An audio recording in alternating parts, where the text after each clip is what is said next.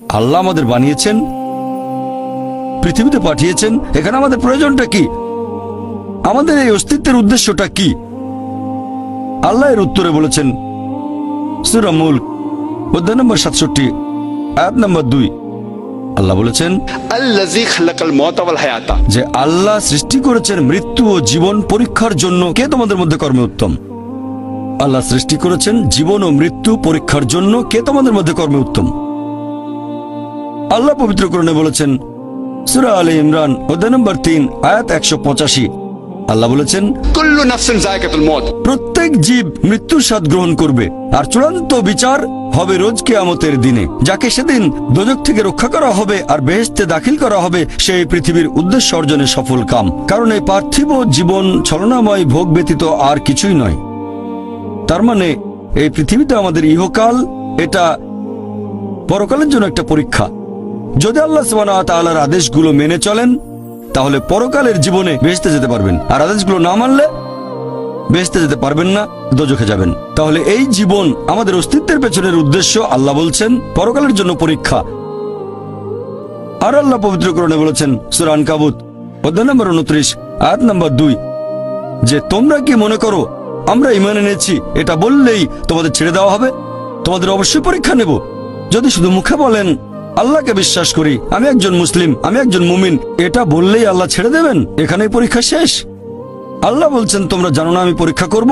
শুধু বললেন আমি একজন মুসলিম, শুধু মুখে বললেন আমি বিশ্বাসী, মুখে বললেন আমি আল্লাহর কাছে নিজের ইচ্ছাকে সমর্পণ করি, তাহলে আপনাকে ছেড়ে দেওয়া হবে না। আল্লাহ অবশ্যই পরীক্ষা করবেন। আল্লাহ পবিত্র কোরআনে বলেছেন সূরা বাকারা অধ্যায় নম্বর 2 আয়াত নম্বর 155 আমি অবশ্যই তোমাদের পরীক্ষা করব ক্ষুধার ভয় দিয়ে, জীবন আর ধন সম্পদের ক্ষয়ক্ষতি দিয়ে এবং ফল ও ফসলের ক্ষয়ক্ষতি দিয়ে। আর শুভ সংবাদ দাও তাদের যারা ধৈর্যশীল। আল্লাহ সবাইকে পরীক্ষা করবেন ভয় দিয়ে, ক্ষুধা দিয়ে, জীবন আর ধন সম্পদের ক্ষয়ক্ষতি দিয়ে, ফল ফসলের ক্ষয়ক্ষতি দিয়ে। আল্লাহ অবশ্যই পরীক্ষা করবেন। আর আল্লাহ এক একজনকে এক একভাবে পরীক্ষা করেন। আল্লাহ পবিত্র কোরআনে বলেছেন সূরা আনাম অধ্যায় নম্বর 6 আয়াত নম্বর 165। আল্লাহ বলেছেন যে তিনি কিছু মানুষকে অন্যদের তুলনায় বেশি মর্যাদা দান করেছেন। আল্লাহ সুবহানাহু ওয়া তাআলা কিছু মানুষকে অন্য মানুষদের তুলনায় বেশি মর্যাদা দিয়েছেন। আল্লাহ কোরআনে বলেছেন সূরা নাহল অধ্যায় নম্বর 16 আয়াত নম্বর 71 যে তিনি কিছু মানুষকে অন্য মানুষের তুলনায় শ্রেষ্ঠত্ব দান করেছেন। আল্লাহ এই কথা আবারও বলেছেন সূরা আনাম অধ্যায় নম্বর 6 আয়াত নম্বর 165 যে আল্লাহ সুবহানাহু ওয়া তাআলা কিছু মানুষকে অন্যদের তুলনায় বেশি মর্যাদায় উন্নীত করেছেন, আর তিনি যা দিয়েছেন তার ভিত্তিতেই তোমাদের বিচার করা হবে। এখানে অনেক লোকজন এভাবে প্রশ্ন করে আল্লাহ তাআলা এখানে সুবিচার করবেন কিভাবে? কেউ হয়তো জন্মায় গরিব পরিবারে, আবার কেউ জন্মায় ধনী পরিবারে, কেউ জন্মায় ভালো স্বাস্থ্য নিয়ে, কেউ জন্মায় অসুস্থ হয়ে। এটাই তো অবিচার। আল্লাহ তাআলা সুবিচার করেন না। তিনি এইসব আলাদা মানুষের জন্য আলাদা বিচার করবেন কিভাবে? আমরা জানি যে পার্থিব জীবনে আছে জন্ম আর মৃত্যু, বিভিন্ন অসুখ হতে পারে, কেউ গরিব কেউ ধনী, এই সবই আসলে পরীক্ষা। আর আল্লাহ পবিত্র কোরআনে বলেছেন সূরা আনফাল অধ্যায় নম্বর 8 আয়াত নম্বর 28 আল্লাহ বলেছেন যে অবশ্যই তোমাদের ধন সম্পদ আর সন্তান সন্ততি এগুলো তোমাদের জন্য পরীক্ষা। এরপর সূরা মুনাফিকুন অধ্যায় নম্বর 63 আয়াত নম্বর 9 যে তোমাদের সম্পদ আর সন্তান সন্ততি যেন তোমাদেরকে আল্লাহ তাআলার স্মরণে উদাসীন না করে। আল্লাহ তাআলা এক একজন মানুষকে এক একভাবে পরীক্ষা করেন। আপনি যদি কাউকে জিজ্ঞেস করেন যে ভালো কাজগুলো কি কি আর ভালো কাজগুলো কি, এ ব্যাপারে আস্তিক নাস্তিক সব ধরনের মানুষই তখন বলবে ভালো কাজ হচ্ছে দান করা, নিজে সন্তুষ্ট থাকা। কয়েকটা ভালো কাজের কথা বললে দান খয়রাত থাকবে। এখন একজন মানুষ পরোপকারী কি না সেটা আল্লাহ কিভাবে পরীক্ষা করবেন? কিন্তু সবার সম্পদ যদি সমান থাকে, পরীক্ষার ব্যাপারটা তাহলে আসবে কিভাবে? পরীক্ষা তখনই নেওয়া যাবে যখন কেউ হবে ধনী আর কেউ হবে গরিব। তাই আল্লাহ তাআলা এক একজনকে এক একভাবে পরীক্ষা করেন।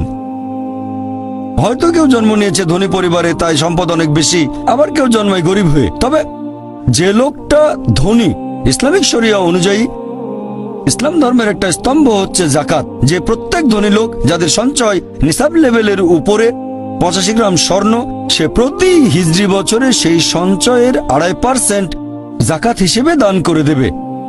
সেই লোক হতে পারে লাখপতি, হতে পারে কোটিপতি। যদি সে ঠিকমতো জাকাত দেয় তাহলে সে পাবে 5 নম্বর।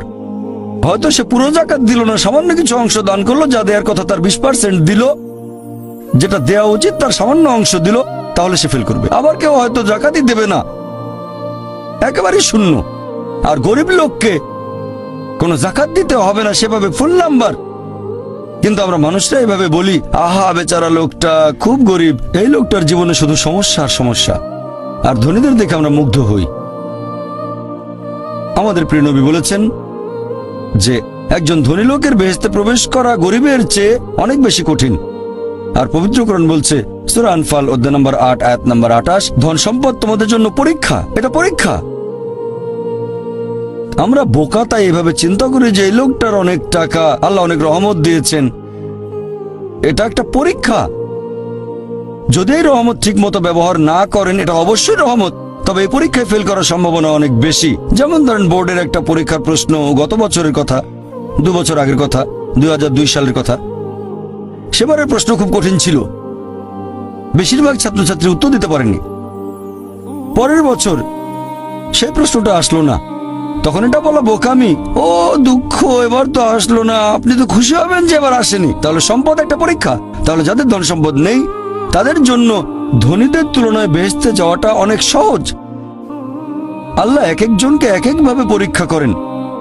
সেজন্য আল্লাহ বলেছেন, তোমাদের ধন সম্পদ যেন তোমাদেরকে আল্লাহ তাআলার স্মরণে উদাসীন না করে। এটা একটা পরীক্ষা। আরেকটা পরীক্ষা হচ্ছে সন্তুষ্টি, নিজে সন্তুষ্ট থাকা। আর আমাদের নবী মুহাম্মদ সাল্লাল্লাহু আলাইহি ওয়াসাল্লাম বলেছেন, এটা আছে সহিহ বুখারীতে, খণ্ড নম্বর 8 হাদিস নম্বর 447।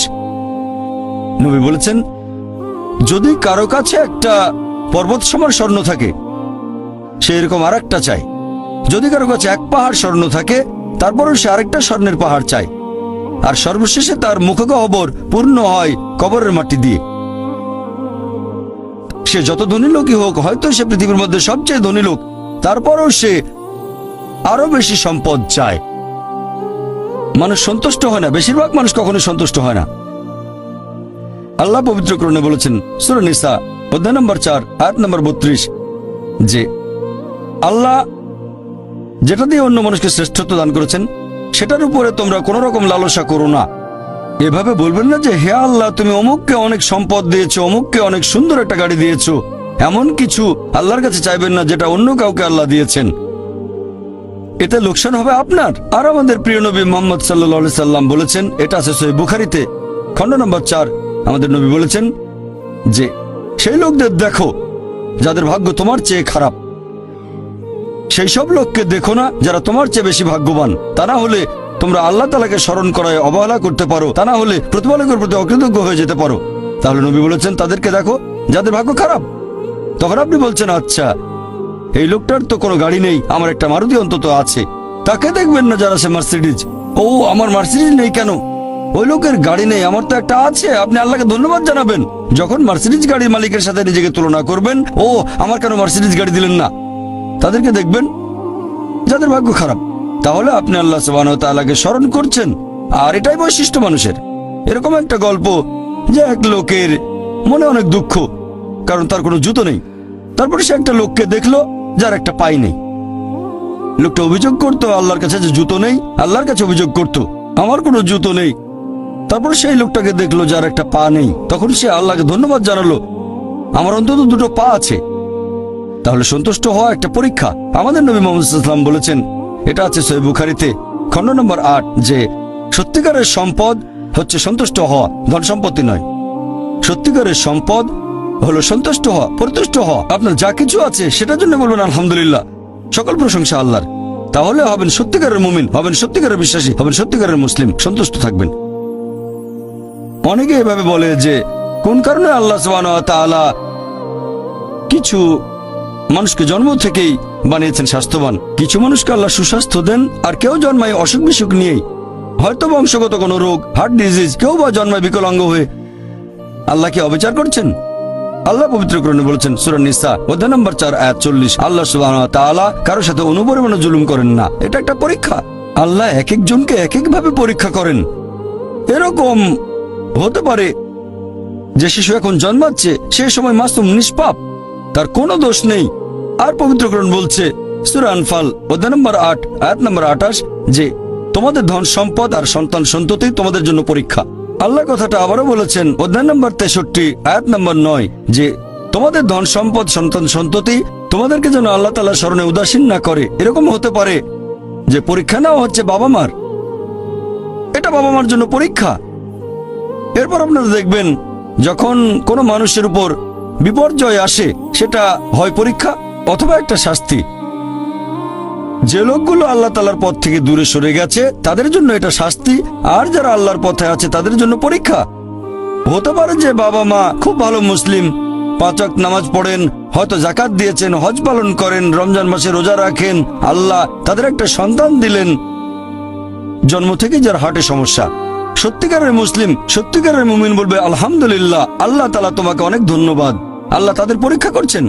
আরেকটা লোক যে কৃতজ্ঞ নয় আর এই পরীক্ষায় হয়তো পাশও করবে না, সে বলবে কেন, সে লাফালাফি শুরু করবে, আল্লাহর কাছে অভিযোগ করবে যে কেন আল্লাহ তাআলা আমাকে এমন বিকলাঙ্গ সন্তান দিলেন জন্ম থেকে যার হার্টে সমস্যা। আর পরীক্ষা যত কঠিন পুরস্কার তত বেশি। পরীক্ষা যত কঠিন পুরস্কারের পরিমাণ তত বেশি। যেমন ধরেন আপনি পরীক্ষা দিচ্ছেন বিএ ডিগ্রি এক্সামিনেশন, যদি পাশ করেন তাহলে আপনি graduate, BA graduate in arts. তবে যদি এমবিবিএস পরীক্ষায় পাশ করেন তাহলে গ্র্যাজুয়েট হবেন, নামের আগে ডক্টর বসাবেন, ডক্টর। কিন্তু এমবিবিএস পরীক্ষায় পাশ করা এটা বিএ পরীক্ষায় পাশ করার চেয়ে অনেক বেশি কঠিন। তাহলে পরীক্ষা যত কঠিন পুরস্কারও তত বেশি। হতে পারে আল্লাহ এই বাবা মাকে সাধারণ বেহেশতে পাঠাতে চান না, পাঠাবেন জান্নাতুল ফেরদৌসে। তারা ধার্মিক, তারপরও আল্লাহ তাদের বেশি পুরস্কার দিতে চাচ্ছেন। আর এই কারণে আমাদের প্রিয় নবী মুহাম্মদ সাল্লাল্লাহু আলাইহি সাল্লাম বলেছেন, এটা আছে সুন্নান আল তিরমিজিতে, এক লোক জিজ্ঞেস করলো এই পৃথিবীতে কাকে সবচেয়ে বেশি পরীক্ষা দিতে হয়?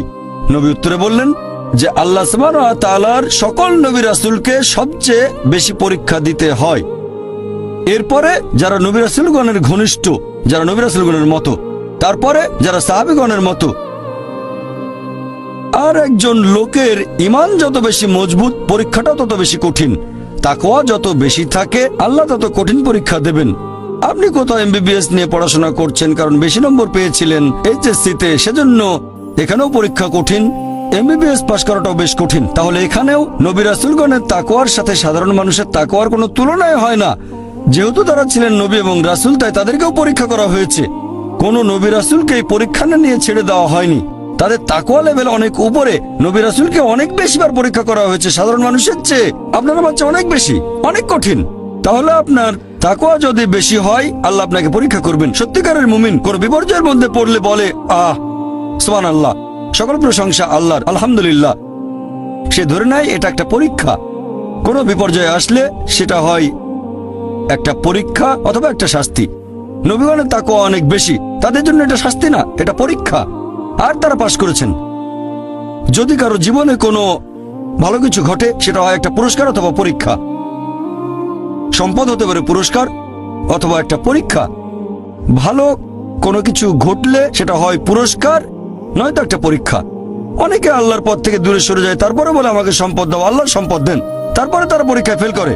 তাহলে এই পৃথিবীতে তারা তাদের ইচ্ছে মতো আরামায়েশ করে, কিন্তু আখিরাতে শুধু ক্ষতিগ্রস্ত হয়।